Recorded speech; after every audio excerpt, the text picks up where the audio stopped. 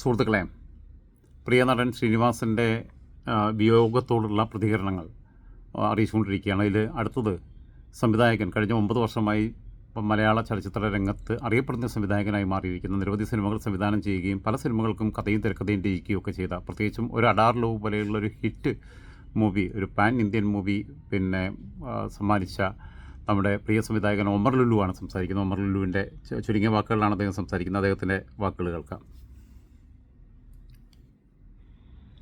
ഒമർ ഭായി നമസ്കാരം.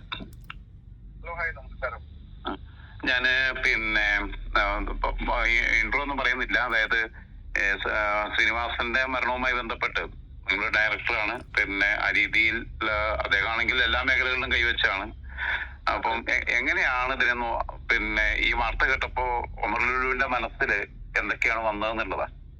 അല്ല, ശ്രീനിവാസനെ പറ്റിയിട്ട് പറയുമ്പോ എന്ന് പറഞ്ഞാല് ലെജൻഡാണ് പുള്ളി. അതായത് ഞാൻ മലയാള സിനിമയുടെ ചാണക്യൻ എന്ന പത്താണ് പുള്ളിക്ക് കൊടുക്കാൻ ഉദ്ദേശിക്കുന്നത്. കാരണം പുള്ളിനെ പോലെ ഒരു എഴുത്തുകാരനെയോ ഒരു നടനെയോ കണ്ടിട്ടില്ല. ഇപ്പൊ സ്വന്തം സ്ക്രിപ്റ്റ് എഴുതിയിട്ട് അതിൽ ഏറ്റവും മോശം വേഷം ചെയ്യുന്ന വ്യക്തിയാണ് പുള്ളി. ഒരാൾ എഴുതുമ്പോ ഇയാൾക്കുള്ള എന്തെങ്കിലും ഹീറോയിക് സീനുകളാണ് അയാൾ തന്നെ എഴുതുക. എഴുതിയ കഥകൾക്ക് ശ്രീനിസാർ എഴുതിയ കഥകളില് സാറിനെ തന്നെ ട്രോളുടെ കഥാപാത്രങ്ങളാണ് കൂടുതൽ സെലക്ട് ചെയ്തിട്ടുള്ളതും. പിന്നെ ഞാൻ പറഞ്ഞില്ലേ, മലയാള സിനിമയില് ഒരു സിനിമകൾ പോലെ ഒരു മാറ്റത്തിന്റെ ഒരു പുതിയ ശൈലി കൊണ്ടുവന്നത് സിദ്ദിഖ് ലാൽ സാറിന് മുന്നേ ഇവരാണ്. അതിന്റെ തുടർച്ചയാണ് സിദ്ദിഖ് ലാൽ സാറും എല്ലാവരും വന്നത്. അതായത് മലയാള സിനിമയിലൊരു അത് പോയിക്കൊണ്ടിരിക്കുന്ന ഒരു വഴിന്ന് വേറെ വഴി വെട്ടിത്തെളിച്ചൊരു ശരിക്കും പറഞ്ഞാൽ അതിനകത്ത് പാറ്റേൺ മാറ്റുകയും അതിനകത്തൊരു റെവല്യൂഷണറി ചേഞ്ച് ഉണ്ടാക്കുകയും ചെയ്തു. തീർച്ചയായിട്ടും ഇപ്പൊ സിദ്ദിഖ് ലാൽ സിനിമകൾക്ക് ഉള്ള ഒരു വഴികാട്ടിയാണ് ശരിക്കും മലയാള സിനിമ. ട്രെൻഡ് സെറ്റർ എന്ന് പറഞ്ഞു കഴിഞ്ഞാല് ഇപ്പൊ റാംജിറോ സ്പീക്കിംഗ്, നാടോടിക്കാറ്റ്, ഹരിഹർ നഗർ, അവിടെ നിന്നാണ് ഒരു പുതിയൊരു ട്രെൻഡ് മലയാള സിനിമയിൽ കൊണ്ടുവരുന്നത്. ഇന്നും ആ ട്രെൻഡ് വിട്ടുപോയിട്ടില്ല. തൊഴിലില്ലാത്ത ചെറുപ്പക്കാരും അവരുടെ കോമഡികളും അവരുടെ നൈരാശ്യങ്ങളും അല്ലാതും. അതിനിടയിൽ കൂടി ഹൈലി പൊളിറ്റിക്കൽ ആയിട്ടുള്ള ചില മെസ്സേജുകളും പുള്ളി കൊടുത്തിരുന്നു.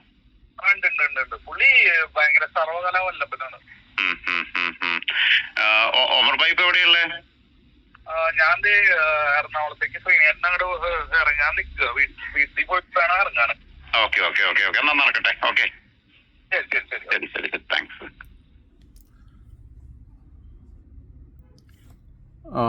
ഒമർ ലുലു പറഞ്ഞപ്പോഴാണ് ഞാനും ആലോചിച്ചത്. ഒമർ ലുലു ബിഗ് ബോസിലൊക്കെ പോയിരുന്നു. അതിനോട് എനിക്ക് വിയോജിപ്പ് ഉണ്ടായിരുന്ന ആളാണ്. ഞാൻ ഒരിക്കലും സൂചിപ്പിച്ചിട്ടുണ്ട്. പക്ഷേ പുള്ളി രസത്തിനാണ് ഇവിടെ എന്താ നടക്കണമെന്നുള്ള അറിയാൻ. ഒമർ ലുലു വളരെ നിസ്സാരമായി ജീവിതത്തെ നോക്കിക്കാണുന്ന ഒരു മനോഭാവമുള്ള ഒരാളാണ്. വളരെ നന്നായി സംസാരിക്കുകയും ചെയ്യും, സർക്കാസ്റ്റിക്കായിട്ട്. ഇതിപ്പോൾ റെക്കോർഡിലായതുകൊണ്ടാണ്. വളരെ മനുഷ്യരോട് വളരെ നന്നായി ആത്മാർത്ഥമായും സത്യസന്ധമായും ഒരു ജാടയില്ലാതെ പെരുമാറുന്ന ഒരാളാണ് ഒമർ ലുലു. അപ്പോൾ അതല്ല വിഷയം. അദ്ദേഹം പറഞ്ഞൊരു കാര്യം, മറ്റാരും പറയാത്തൊരു കാര്യം പറഞ്ഞു. അതായത് ഒരു ട്രെൻഡ് സെറ്റിങ്ങിലേക്ക് ഇങ്ങനെ കൊണ്ടുവന്നത് ഈ സിദ്ദിഖ് ലാലിൻ്റെ ഒക്കെ ഒരു ഗുരു എന്ന് പറയാൻ പറ്റുന്ന രീതിയിൽ മലയാള സിനിമയിൽ ഇങ്ങനെ തൊഴിലൊന്നും ഇല്ലാത്ത കുറേ ചെറുപ്പക്കാരുടെ കഥകൾ ആ രീതിയിലേക്കുള്ള ഇതിനെ മലയാള സിനിമ സാധാരണഗതിയിൽ ഒഴുകിക്കൊണ്ടിരുന്ന വഴിയിൽ നിന്ന് ഒരു ഡാം കെട്ടി, ഒരു കനാല് വെട്ടി ആ ഗതി തിരിച്ചു വിട്ടതിനകത്ത് പ്രധാനപ്പെട്ട പങ്ക് വഹിച്ചു എന്ന് തന്നെയാണ്.